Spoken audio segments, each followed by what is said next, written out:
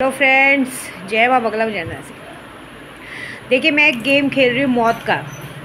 ऐसे ही दिमाग में आया। क्या है ना, बहुत सारे लोग ये बात भूल जाते हैं कि हमाम में सारे लोग नंगे होते हैं।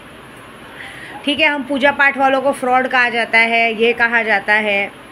मैं क्या बोलती हूँ, सही कौन है वो एक बंदा मेरे सामने आए, अपनी सच्चाई और अपनी अच्छाई और अपनी शराफत को मेरे सामने पेश करें। देखिए, मैं तो बचपन से ही एड़ी खोपड़ी की हूँ। मैं ऐसी हूँ जो मेरे एक बार दिमाग में लग गया, जिसको अगर मैंने एक बार दिमाग में बिठा लिया, फिर चाहे वो कोई भी कितना भी बड़ा तोप क्यों ना हो, मैं उसको मिटाए बगैर नहीं छोड़ती हूँ। और आने वाले 3 दिनों में अगर मैंने ऊपर नहीं पहुँचाया ना, तो समझ जाऊँगी कि मेरी पूजा पाठ पे थूक देना आके। ऐसी हूँ मैं।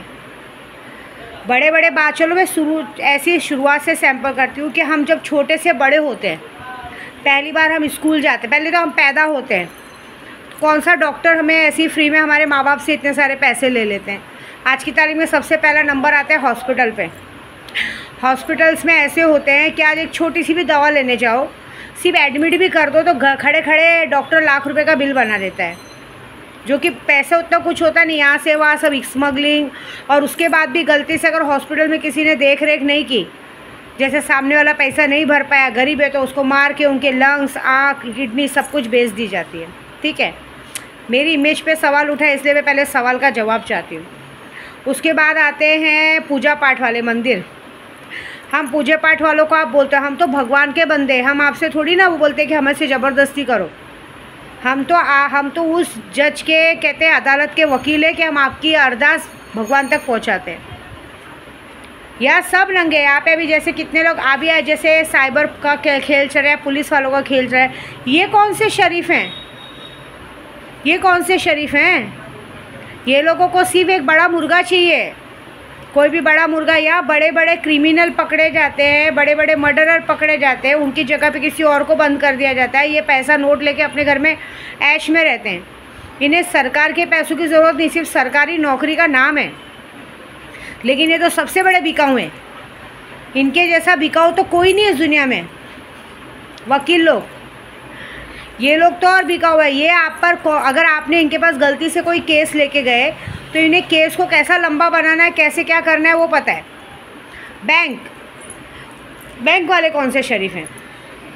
ये हमेशा सबके अकाउंट पे नज़र रखे रहते हैं। जब देखते हैं कि किसी का अकाउंट बहुत ज़्यादा अप डाउन हो रहा है, बाहर गांव से आया हुआ पैसा आ जा रहा है, तो इन्हीं के लोग कुछ फ्रॉड लोगों से मिलके ये चीज़ें करते हैं कि ये आदमी आसानी से फंस सकता है, इसका ध्यान रहता नहीं है, पैसे कहाँ आ जा रहे हैं, और फ्रॉड कर दिया जाता है पूरा प्लानिंग के साथ। तो हमाम में तो सारे नंगे हैं ना। तो हमने क्या किया, एक जन आजकल नेट का यूज़ करके, जो आज की तारीख में हम लोग जैसे सोशल मीडिया यूज़ कर रहे हैं, आज की तारीख में सोशल मीडिया को यूज़ करके औरतें रात को अपने आप को नंगा करके आदमियों को दिखाती हैं। पूरी पिक्चर देखनी है तो रात को 11 बजे आओ, पूरा ओपन सीन देखना है तो रात को 12 बजे आओ, ठीक है ना। और उनके साथ वीडियो कॉल में बात करके उनको फ्रॉड में फंसा के पैसे ले लेती हैं। वो अच्छे हैं। पॉलिटिक्स में आज की तारीख में तो कोई औरत जाने जैसी ही नहीं है, क्योंकि पॉलिटिक्स तो पिक्चर से भी बेकार है। एक बार मूवी में तो, जैसे फिल्म सिटी में तो एक बार पहले ही बोल दिया जाता है कि अगर फिल्म सिटी में आपको हीरो हीरोइन बनना है तो पहले वो क्या बोलते हैं, चाय वाले से लेकर लाइट वाले तक, मतलब कहते हैं ना कैमरामैन तक, सबके सामने आपको नंगा होना पड़ेगा, उसके बाद आपको आगे रोल मिलेगा। लेकिन यहाँ पॉलिटिक्स में तो पहले इज्जत से बुलाया जाता है। कहते हैं ना, मुर्गे को काटने के लिए पहले हलाल करने वालों को बुलाया जाता है बड़े प्यार से।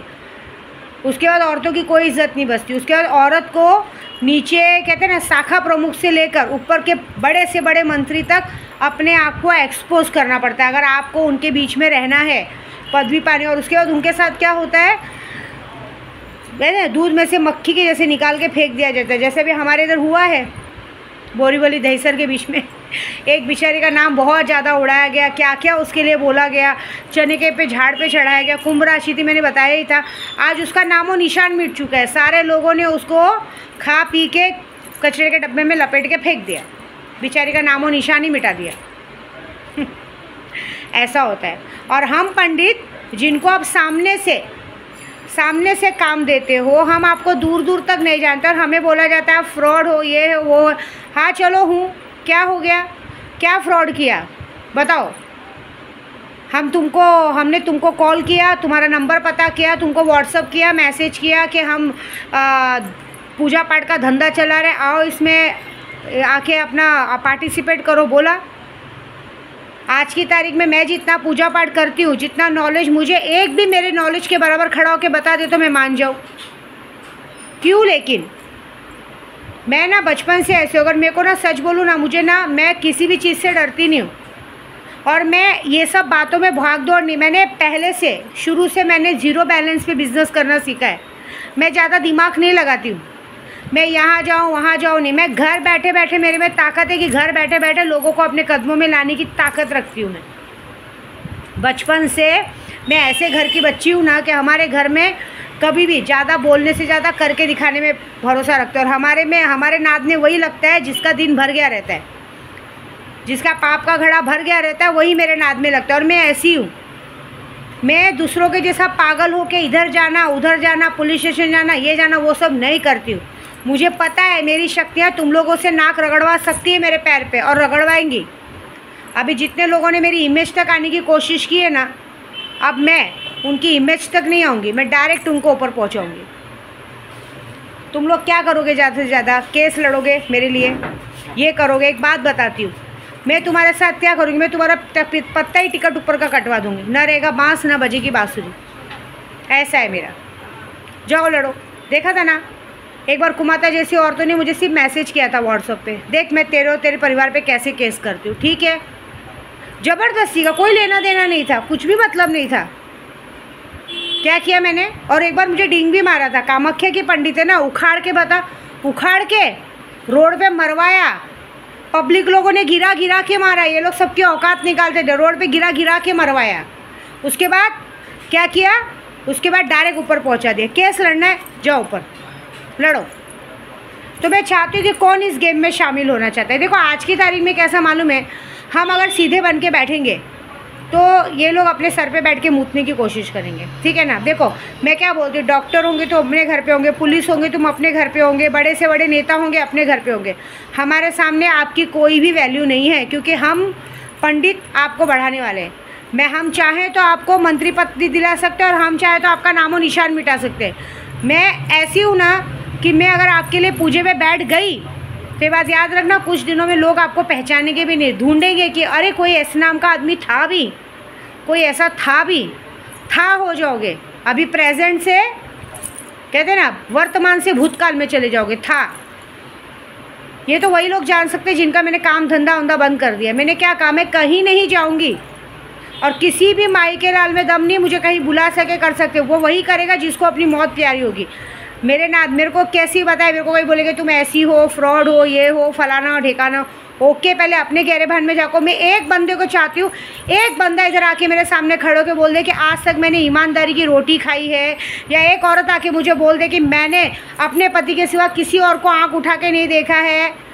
एक जन अपनी सच्चाई का सबूत दे दे, मैं उस दिन उसके सामने सिलेंडर होने को तैयार हूँ। बात ख़त्म। और जिसने मेरी औकात निकालने की कोशिश की है उसको आने वाले 3 दिन में अगर मैंने ऊपर नहीं पहुँचाया तो मेरे मुंह पे तमाचा मार के जाना, गारंटी दे रही हूँ मैं। जो होगा बहुत बड़ा और बहुत भयानक होगा। यहाँ पे कोलकाता जैसी जगह पे मोमिता डॉक्टर जैसी लड़की का रेप हो गया। कहाँ गई थी पुलिस? आज तक सिर्फ वहाँ पे जिसने रेप किया है उसको बिठा के अपना दामाद बना के चायमुन खिला रहे, क्या बोलते, चाइनीज़ खिला रहे। हाँ, अभी तक प्रूफ ढूंढ रहे। 5 दिन में पहले ही सारा प्रूफ हटा दिया। बेचारे माँ बाप को, जिनकी कोई गलती नहीं, उनको बंदिश में करके रखा है। हाँ, तुम लोग ऐसे लोगों की कंप्लेंट लेते हो जो तुम्हारे सामने खोल के सो जाती हैं, ऐसे लोगों की लेते हो और बाद में सबको बदनाम करने को देखते हो। मैं क्या बोल रही हूँ, तुम एक बार बदनाम करोगे, लेकिन जब तुम लोग जिंदा ही नहीं रहोगे तब क्या करोगे, ये तो बताओ। अकाउंट तो हमारा बंद होगा, दूसरा खुल सकता है। केस आज है कल ख़त्म हो सकता है, लेकिन ज़िंदगी अगर एक बार ख़त्म हो गई तो ये बात याद रखना, ज़िंदगी ख़त्म होने के बाद तुम्हारी ज़िंदगी कोई मतलब नहीं। तुम लोग हमारी इज्जत निकालने की कोशिश करते हो, हम तुम्हारी धड़कन से जी जान निकालने की कोशिश करेंगे। मैं तुम्हारे शरीर से तुम्हारी आत्मा ही छीन लूँगी और फिर आत्मा के साथ खेलूँगी, चलेगा क्या? हॉस्पिटल में गया इंसान ठीक होके वापस आ सकता है, जेल में गया इंसान एक न एक दिन छूट के आ सकता है, लेकिन शमशान में गया इंसान दोबारा नहीं आ सकता। और अघोरी से जब तुम पंगा लोगे ना तो तुम्हारी 7 पीढ़ियों को बिगाड़ देगा। तुमने देखा मैं वीडियो बनाते समय मेरी आँख कभी नहीं झपकती है, क्योंकि मैं नहीं, मेरी शक्तियाँ तुमसे बात करती, मेरे में इतनी ताकत है कि मैं 5 से 6 मिनट 10 मिनट तक कंटिन्यू बेगर आँख झपकाए आपसे बात कर सकती हूँ। इसको शक्तियों का मतलब समझो, क्योंकि हमने हमजात सिद्ध की है और तुम जैसों के हमजात को निकालने का दम रखती हूँ मैं। तुम हमें बोटियों कहते हैं, तुम जैसे लोग लड़कियों की बोटियों को नोचते हो, बलात्कार करते हो। मैं तुम्हारी लाश को, तुम्हारी आत्मा को ना आत्माओं के हवाले करूँगी, शक्तियों के हवाले करूँगी, तुमको नोच नोच के खाएंगी, सपने में आके तुमको मारेंगी, ऐसे तोड़ेंगी, काटेंगी। तो आज मैं ये गेम खेल रही हूँ कि आज जितने लोग मेरे दिमाग पे लगे हैं उनका मौत का खेल खेलने वाली हूँ। मैं चाहती हूँ कि कौन इस मौत के खेल में पार्टिसिपेट करता है, कौन अपने दुश्मन को ऊपर पहुंचाना चाहता है। क्योंकि आज की तारीख में अगर देखो, जब तक बच्चा रोता नहीं ना, माँ भी दूध नहीं देती है। तो जब तक इन दुश्मनों को ना नीचे गिरा के मारो नहीं ना, इनकी औकात नहीं निकलती है। तो अब विद्या देवी को तो अपनी औकात दिखानी पड़ेगी। मुझे तो दिखाना पड़ेगा ना कि तुम्हारी पहुँच ज़्यादा बड़ी है या मेरी पहुँच ज़्यादा बड़ी है। तुम ज़्यादा से ज़्यादा मेरे साथ क्या कर सकते हो? पॉलिटिक्स का खेल खेल सकते हो, जेल में डाल सकते हो, मुझ पर कार्रवाई कर सकते हो, कुछ भी कर सकते हो, लेकिन मैं तो तुम्हारी जान निकल के शमशान पहुंचा दूंगी। बात ही ख़त्म, ना रहेगा बाँस ना बजेगी बाँसुरी। जब तुम जिंदा ही नहीं रहोगे तो क्या करोगे रह के? और तुम जैसे लोग का जिंदा रहने का मतलब क्या है? ठीक है ना, जिंदा रह के भूत बन के तो मेरे पास आओगे नहीं ना। तुम मर जाओगे, तुम्हारे पीछे कोई और आएगा, बात ख़त्म। ऐसी बात है। तुम्हारे पास कुछ नहीं है, मेरे पास पैसा है, ताकत है, पोजीशन सब है। मैं तुम्हारा क्या कर सकती हूँ तुम लोग समझ नहीं सकते। तो बस वेट करो, 3 दिन में विद्या देवी तुम्हारे साथ क्या करेगी वो तमाशा पूरी दुनिया दिखेगी। ठीक है, जय माता दी।